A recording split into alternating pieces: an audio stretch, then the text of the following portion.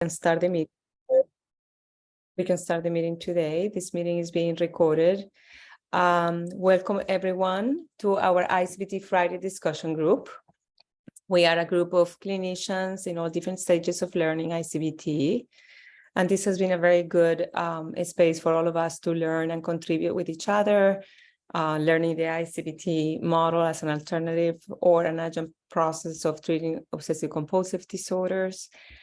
So we want to thank you everyone for being here, making the time to participate and listen to these presentations. My name is Silvina Levene. I have a private practice in Cranford, New Jersey. And I am a co-facilitator of this discussion along with Mary Hosbrough and Margaret McCall. And in this, we are currently running a series of panel discussions focusing on how to present the different I-CBT models to our clients. And today we're going to be presenting module 2, the logic behind the doubt. We have 3 wonderful presenters who so graciously agreed to share their knowledge and experience in this module. I happen to think that it's an incredible module that brings a lot of be seen space for clients suffering from OCD and in a very different and logical way.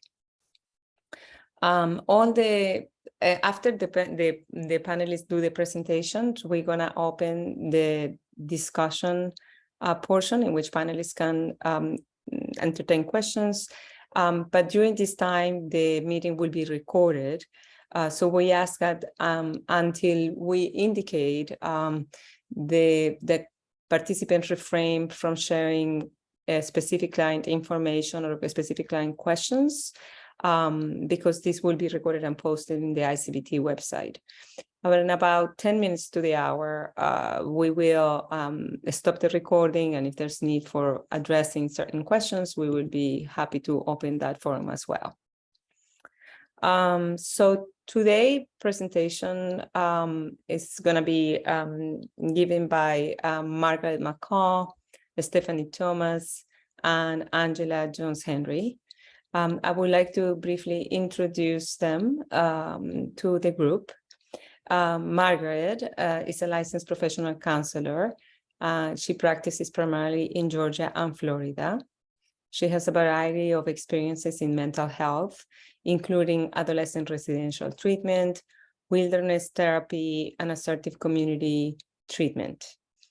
She has been in private practice for the past 8 years, and she has made her practice primarily for the treatment of OCD due to the shortage of OCD specialists in her community.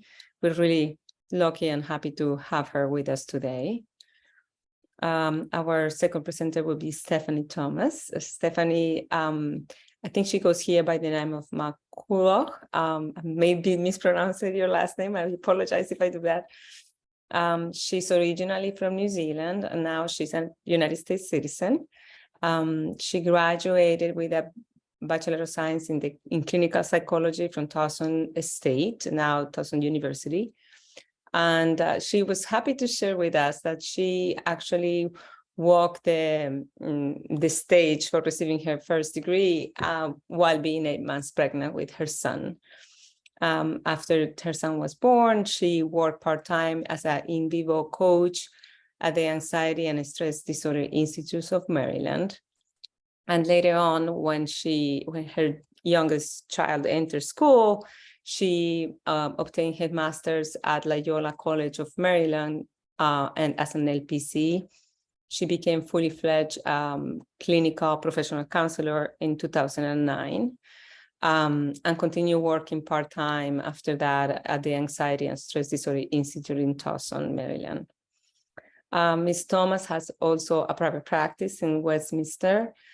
She specializes in treating OCD and anxiety disorders that affect both adolescents and adults. She mentioned that she has been mentored and she's been supervised by Carl Robbins for many years, and she feels privileged to work with Margaret and Sally Wilson at the ASDI. And finally, are really happy to have here Angela Jones. Henry, Angela is a licensed clinical social worker in Northern Indiana and Southern Michigan. She's in private practice, specializing in OCD and anxiety-related disorders, body-focused repetitive behaviors, Tourette syndrome, and trauma. She provides services to children, adolescents, and young adults. Angela is a certified EMDR therapist and completed a specialist training in OCD through the BTTI Institute affiliated with the International OCD Foundation. She also graduated of the TLC Virtual Training Institute for the treatment of BFRBs. And Angela has studied under the supervision of Dr. Doug Woods and Michael Himmel, and graduating from the Behavioral Therapy Institute in Comprehensive Behavioral Intervention for Tics. She currently holds membership with the IOCDF, the Trichotillomania Foundation, EMDRA, and NASW. She resides in Indiana. She enjoys being in nature and the arts, and she's an active board member of the RIMA Project, a nonprofit organization serving to empower females in Southern India. So without further ado, I would like to welcome the panelists, and I will ask Angela to please join us, and we are eager to hear you.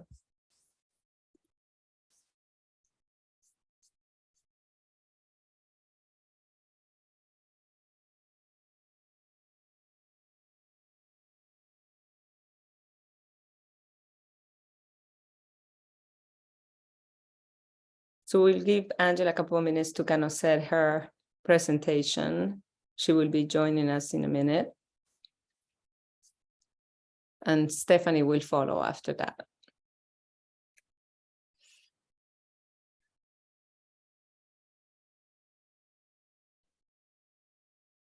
Do we have her muted? No, yeah, Angela, can you unmute yourself? Yes, sorry. Can everyone see my screen? No. No. Yes. Oh, Yes. okay. Listen to everyone else. All right. So we are excited to be here, and just glad to be part of this collective group and put our wise minds together to be able to bring what we have to the table. So we don't want to spend a lot of time talking about the nuts and bolts specifically of the module, because I know you all have access to that, but I did want to go ahead and give a little bit of information. So really, there are some key learning points, and one of the pieces is that there's reasoning behind the obsessional doubt.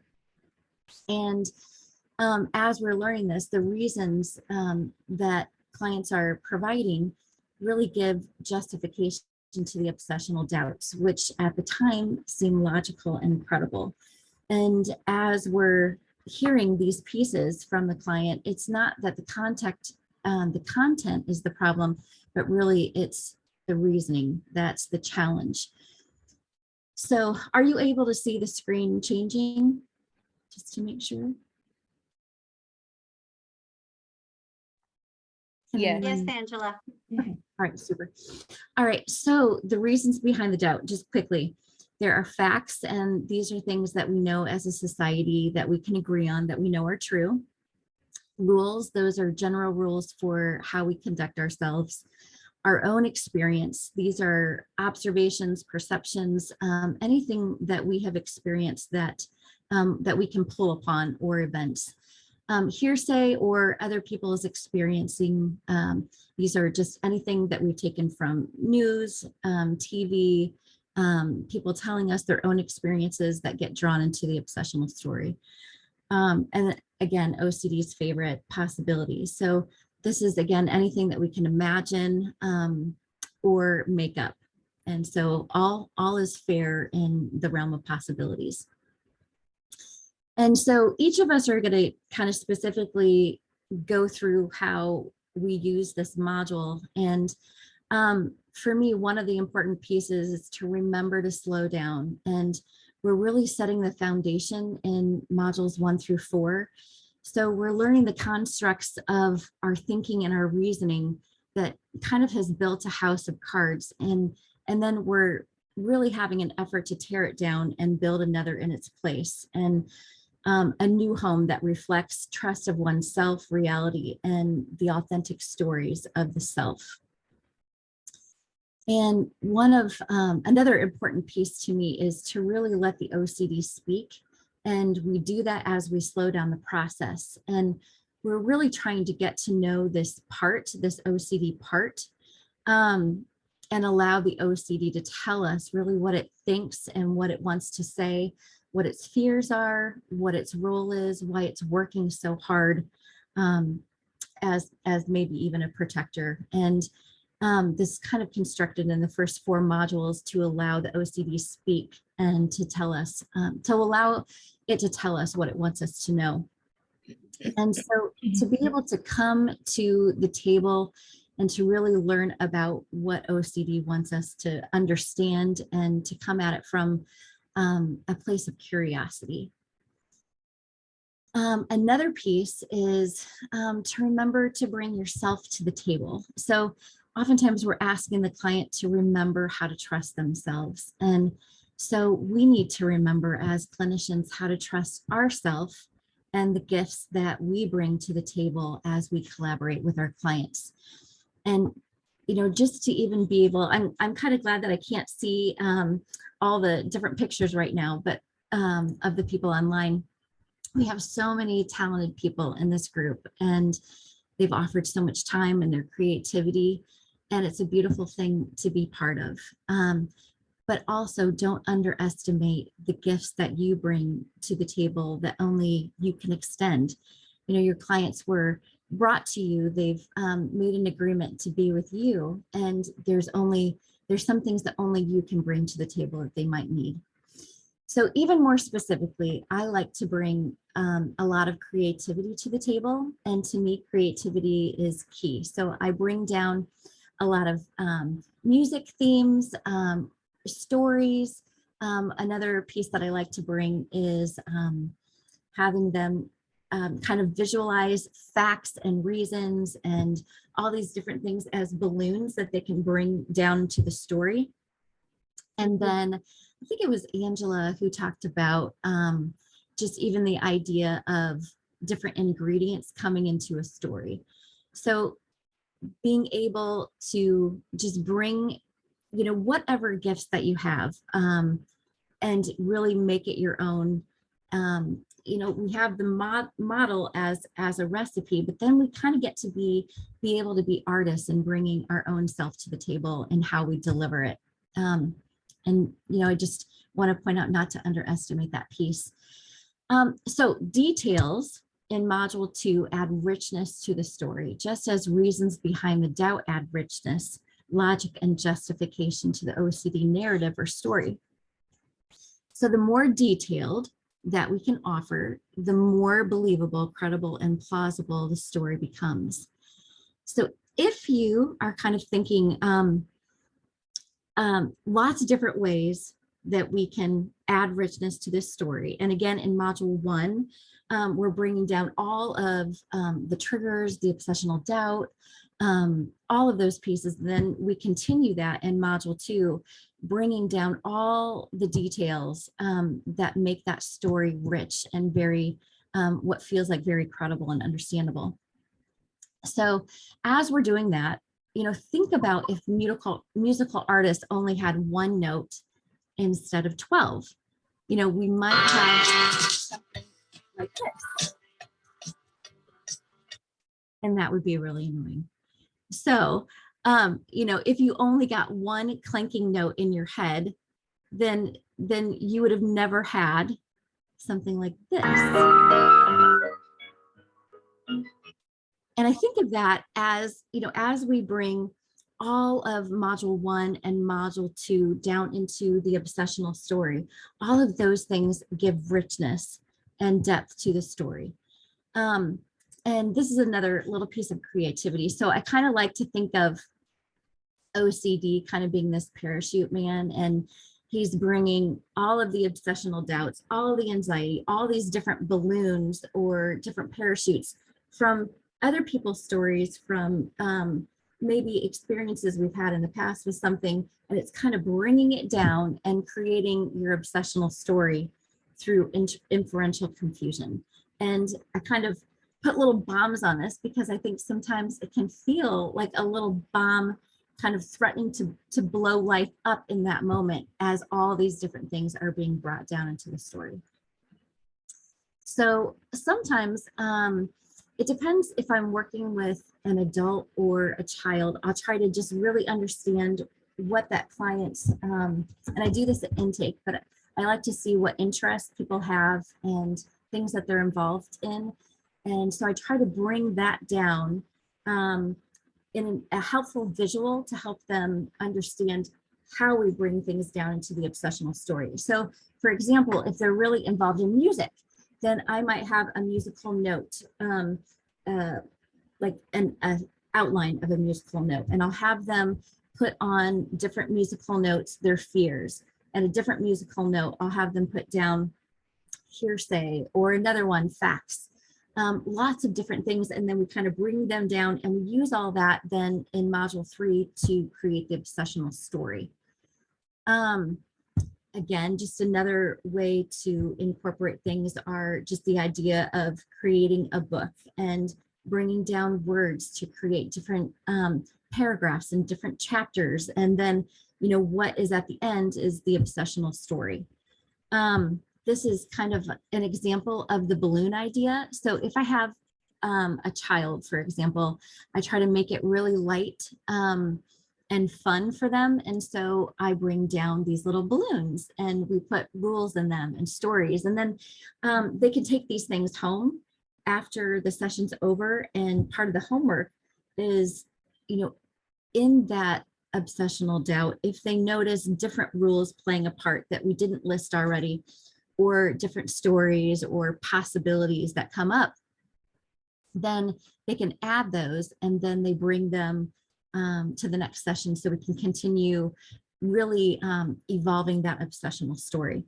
And then, yeah, as Angela Springer kind of shared a great visual for us, sometimes ingredients are brought down into the story. And so you can think of like a little teaspoon of triggers and a cup of personal experience, and then a whole bag full of possibility, and you mix it all together, you put it in the oven, and what comes out is an obsessional story. And of course, I wanted to add this in that, again, just the creativity of everyone in this group we're able to bring down, help like through Bronwyn's platform for kids, and just thanking her for all the work that she has done to help creativity as well. And Stephanie, are you able to see this and share?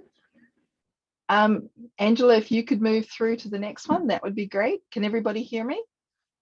Yes. Okay. Yeah. So as Angela pointed out, when I first started doing I-CBT, I noticed that I was kind of moving through these first 4 modules really quickly, and then kind of got stuck in the later modules because we hadn't laid the foundation very well. So I really work at slowing down the process, spending a lot more time on modules 1 through 3, especially because you're setting that foundation. Next slide, please. I tried to get this, by the way, I tried to get this up and running, and I'm on my iPad at work and it wasn't working for me. So Angela is being very kind and moving through it for me. So my hero was Bronwyn Schroyer. You know, she put together an I-CBT for kids, modules 1 through 12. It's 2 sections, and I have those bookmarked and I use them all the time. I find sometimes some of the concepts can be very difficult for clients to understand. And so Bronwyn has just boiled it down into such beautiful, simplistic language that anybody can understand. So what I will do is I will actually use the module and then go through it with the client and then go through it. So as you can see here, the web address I have listed on the bottom of the slide, and that will be available on the website. So that is one of the slides. It's also available on the I-CBT Facebook page. You can get to it there. I've bookmarked it, and I've got it bookmarked because I use it almost every single day. Next slide, please. As I'm going through it, I usually go through the module, and as I go through all of the modules, when I'm doing it with the client, I usually go through the module as Bronwyn has done it with the stories that she's used. And then sometimes some of the clients will go, oh, I get it. That's what I do with my, whatever their obsessional doubt is. And if they don't get it, then I'll go through it with them and go, well, how does this work for you? You know, what are some of the reasons and facts and stuff that you use to go through your obsessional story? So we look at I review with them the reasons behind their doubt in that first session, and then I give them the module 2 homework to complete at home. And then in the next session, we review what they've learned. So they're kind of getting it double, and that seems to work really well. Next slide, please. So here's an example of somebody who has a fear of contamination. And this is all from an amalgamation of several clients. So I'm not specifically talking about one client. Let's say we have a client with contamination. What are some facts what are the reasons they use? There's facts. People get sick from bacteria. Some germs are helpful. What are some of the rules that they've created? And it's important to ask the client, what are their rules in addition to what do people do regularly? What are rules that most people have? So yes, we should clean our hands. What's your rule for cleaning your hands? Does it have to be done with 5 pumps of soap and 10, 3 minutes under the water? What are the rules that you use? Sometimes there's their own experience. For example, I've thrown up before, so I got sick, so I gotta make sure I don't get sick. There's other people's experiences. And of course, that wonderful thing of possibilities where we really go into our imaginations. Next slide, please.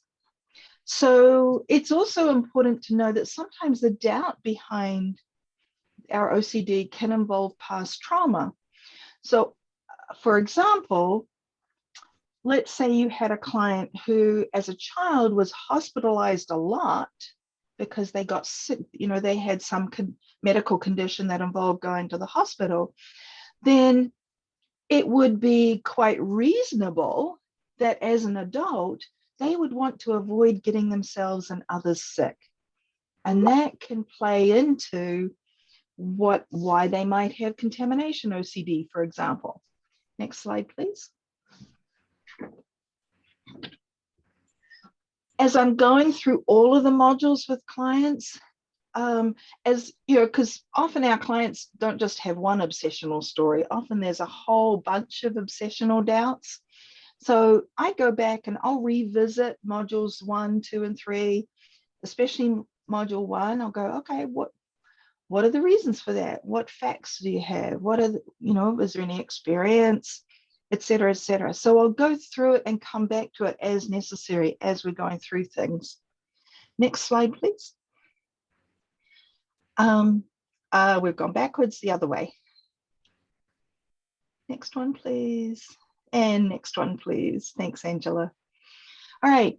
So one of the things that we've talked about quite a bit in the I-CBT group is how do we tell the difference between normal doubt and obsessive doubt? So here's an example. Let's say you have a client who has a fear of lead contamination and they live in a house with lead paint. So there would be some normal doubt that their children could become contaminated with lead paint. That's reasonable. That's a normal doubt. But the doubt can become obsessional when the client is, say, taking facts out of context. or if they're making rules that others without OCD would find unusual. For example, if they say, well, my kids have to have no lead content at all. You know, if there's any hint of lead, then what if something bad is happening to their brain? And then it can be helpful as a therapist to kind of do some psychoeducation. Hey, there are background levels of lead. And by the way, most of the clients have already got this knowledge. And we all have some level of lead in our bodies. Where are you going into obsessional doubt about this? And a lot of times what I've found with clients is they're spending a lot of time ruminating about lead contamination, but they're not actually doing reasonable lead abatement measures. I've got a house that's got flacked and cracked paint.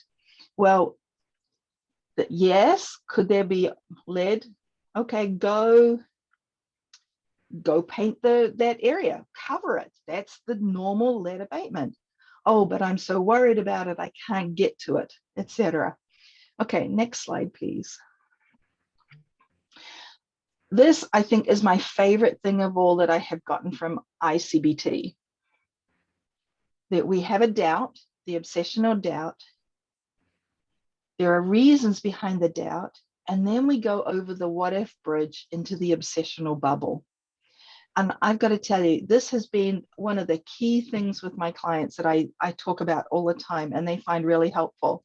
And I have clients coming back to me all the time saying, oh, I recognized I went over the bridge. I've gone into the bubble. And I've taken, I've gotten into some inferential confusion with my doubt and taken it over the bridge. And we talk about, oh, let's come back to the here and now. Okay, and I think that's my presentation, and it's Margaret's turn. Okay, Angela, if you'll stop sharing, I'm going to share. Thank you. Hi, guys. I'm Margaret McCall. I've been practicing I-CBT for 11 months now and love it. Let me get my screen set up so that we are.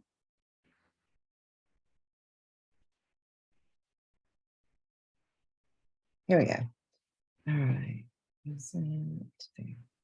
All right. So I think it's really important to understand that the first four, like everyone else has said, the first 4 modules are extremely important, and you do need to slow down the process. But I particularly like module 2, and I think it is really critical element in I-CBT because inferential confusion is based on a faulty reasoning process. And in module 2, we are learning what the reasons are. Now, we're not challenging them and telling them it's faulty, but we're learning what those reasons are.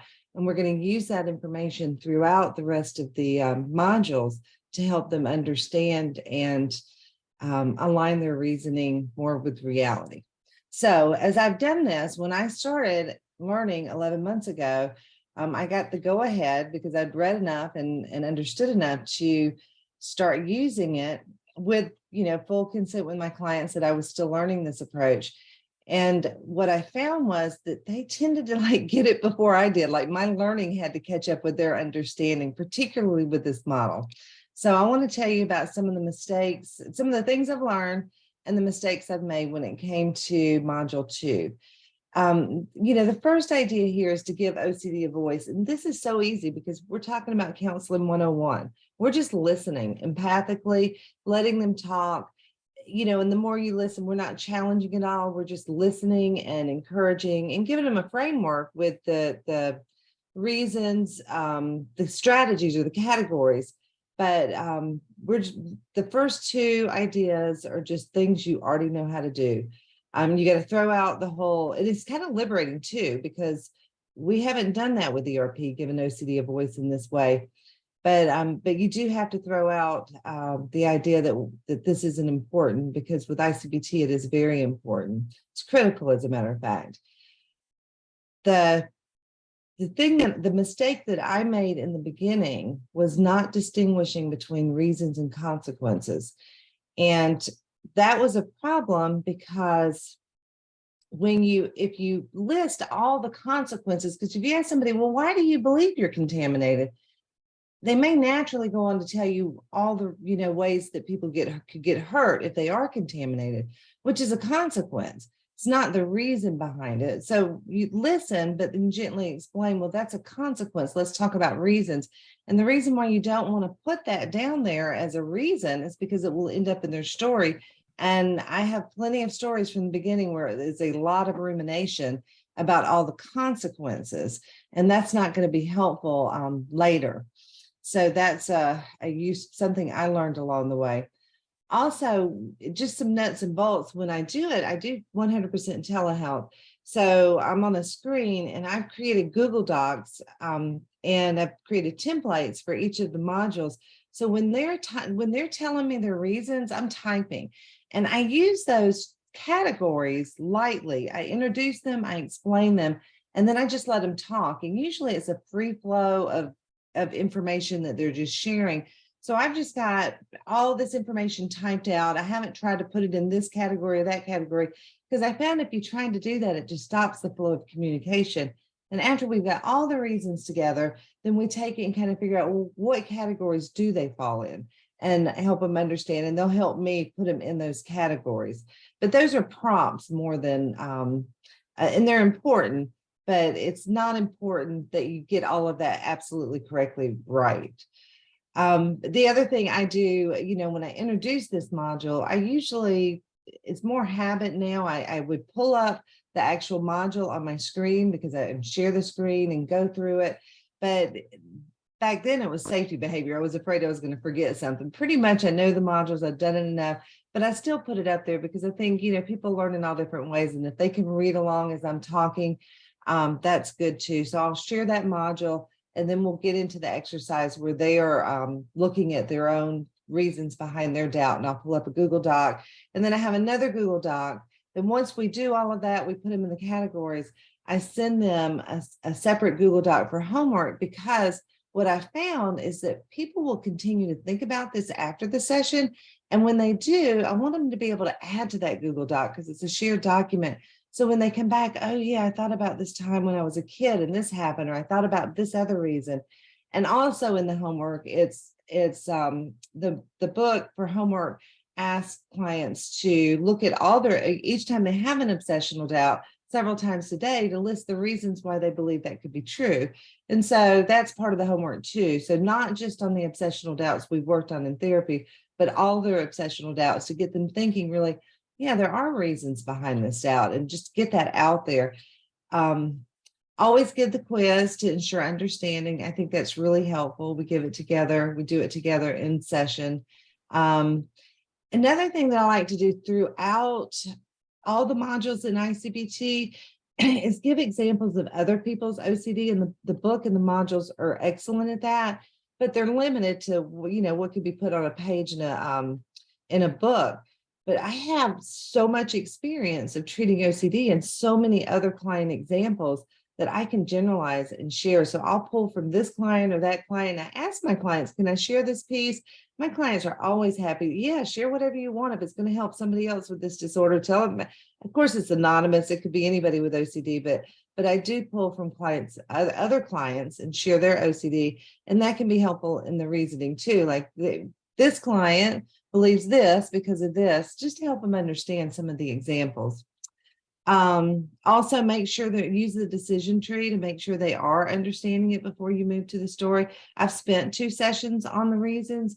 A lot of times I can get it done in one, but if I feel like we're not done, we just keep working on it for the next session. Give the homework is important. I think most of us are trained in ERP, and there's always homework in ERP, and there's always homework in I-CBT. It's just a different kind of homework. So I think it's really important. And I like being able to send them the homework in a shared Google Doc. There's a little bit of accountability. I'm sure they don't think I'm sitting there checking, because it's a shared doc, checking to see if they've done their homework. But most of my clients do their homework. And this is critically important, because I've held clients back and will admit it through my own inferential confusion, because when they start to talk about the reasons behind their doubt, you can get confused yourself and start to think, wow, because they are credible. They do seem realistic. They do seem logical. And you can start to get caught up in it yourself. So in any therapy, as therapists, we've all probably been through therapy ourselves, but in any model, I think you have to do your own work. And I've noticed after 11 months, my own, and I don't have OCD that I'm totally aware of. I probably have some OCD light, but my inferential confusion in so many areas of my life has improved, because we all have it. It's a human condition. So be aware of your own inferential confusion, and specifically be aware of your own inferential confusion in this module, because it's going to help you move your clients forward a lot quicker. So let me check the time. I've got a couple of things I wanted to talk about. One of the things that I treat with OCD is BDD, not as a standalone, only when somebody shows up with OCD and they also have BDD, because the process of inferential confusion is basically the same. It's very, very similar.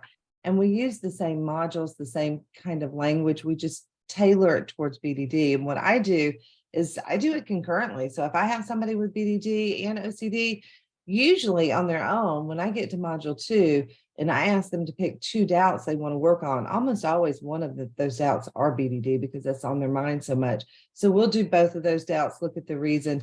The reasoning strategies are a little bit different. They're honestly basically the same. But for instance, the first one is labeled common sense. And an example of common sense is its appearance is important in our society. And the authority, and I've picked a different quote in the BDD modules. They have a jingle from CoverGirl, but I think this one's even better. It's maybe she's born with it, maybe it's Maybelline. How's that for BDD? Maybe it's not really you, it's just the makeup you're covering up with. Hearsay, information and experiences you hear from other people, your own previous experience. And I will tell you, I don't have one client I've treated with BDD whose logic wasn't based in their previous experience. The majority of the time, most of it is previous experience and perceptions of events that have happened. You know, we know that with BDD, there's usually trauma, and some of that comes in the form of bullying. So that's really important, and it's very validating for clients to be able to talk about this. And for people with BDD, they don't like to talk about it until they understand they haven't. It feels like they're being vain when they talk about it. But give them permission to talk about it, and then understanding why they have come up to these conclusions about themselves that they have. Honestly, most of the change with BDD, when I'm treating them concurrently, occurs in modules 2 and 3, writing the story. And after that, I just see them kind of take off and start doing the things and stop believing their AAI scores drop and their YBOTS BDD score dropped. And we really don't even address it too much anymore, just to check in with it most of the time. So this is an extremely powerful module for BDD. And then the last one's a logical calculation, which in the other modules, it's possible. But, you know, the example here, a person who has blemished skin must be negligent.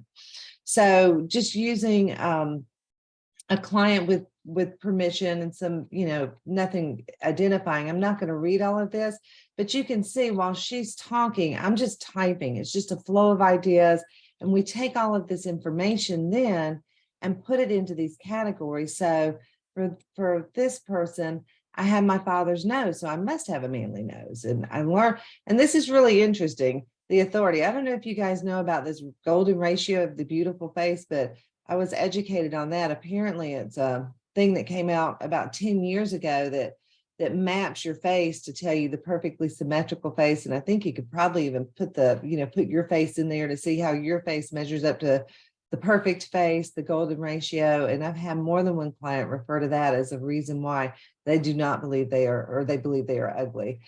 In society, people are nicer to people who are prettier. You get more offers if you're attractive. Other girls have cute little noses. People said I was a catfish because I posted pictures with makeup on. So that's previous experience, being bullied. And then then this people who are born to older parents can have birth defects, and I'm born to older parents, so I have birth defects. You know, talk about that reasoning process there. So before I go on, I have a couple of clients who, well, several clients who just spontaneously during our sessions, as they've moved on, have talked about this process of learning about their OCD, and they almost always go back to module 2. So I asked several of my clients if they would be willing to write a paragraph and to share with this group. And again, the people I work with are just so happy to do that. And they agreed that they would love to do that. I didn't get a paragraph. I got mostly pages, and well, a page or a page and a half, because they have so much to say, but I tried to edit it down. And I think it's important for you to hear because it validates what we've said. So for this client, it isn't finished yet, but she says module 2 was extremely impactful for me. I'd never taken the time to truly reflect on the reasons behind my OCD doubt. I found it very cathartic and at times deeply emotional to reflect on things I hadn't thought about in years and to trace the history of where my feelings were coming from. I started to see the pieces of the puzzle coming together to build my OCD story. And even though I didn't yet have the tools to counter the obsessional doubt, just the act of identifying and reflecting on the reasons behind the doubt allowed me to feel a little more in control. The idea that there is a reason I have the specific doubts that I have, as opposed to other doubts, was oddly comforting and made me feel like I had a little bit of power because I could now understand where all of this was coming from. I had hope that I could begin to dismantle it. And guys, when we talk about the difference between an intrusive thought and obsessional doubt, that to me is the core of it, because she's saying, you know, if it's an intrusive thought, there's nothing I can do about it. It's just going to intrude. But if it's an obsessional doubt and there's a reason behind it, I have some control. I have some power. I can do something about this. And she felt that intuitively, as my clients did before I did. So Margaret made me feel seen and understood in a way that no one else I've talked to was able to, because, and that's for you guys too, she understood the justifications behind the doubt were coming from a real place, and she didn't try to convince me otherwise. I feel that was a crucial step in getting me to trust the process so that I could move forward with treatment. Module 2 was a pivotal step for me in accepting and embracing I-CBT. If there's no other endorsement in this being the crucial step, and the fact that I didn't try to convince her, and that's what we say over and over again in module 2. It's not about challenging these thoughts at all. It's about taking these thoughts, just listening and helping them understand there are reasons behind their doubt. And to give everybody time to ask questions, I could share with you my other slideshow, but I think that that kind of sums it up there. If I had a little bit more time, I would. I'll stop sharing. It's 1:43. Thank you all for coming. Thank you all for this. This was fantastic, absolutely fantastic presentation. The three of you were incredibly enlightening and creative. We learned so much with your slides and presentations and sharing your clinical experience. I'm completely speechless. So we are almost 50 minutes to the hour, and I think we mentioned that perhaps what we would do now is we will stop the recording process so people can have a little bit more of freedom in if they have questions pertinent to the doubt. Would that feel okay, Mary and Margaret? Yes, let me stop the recording.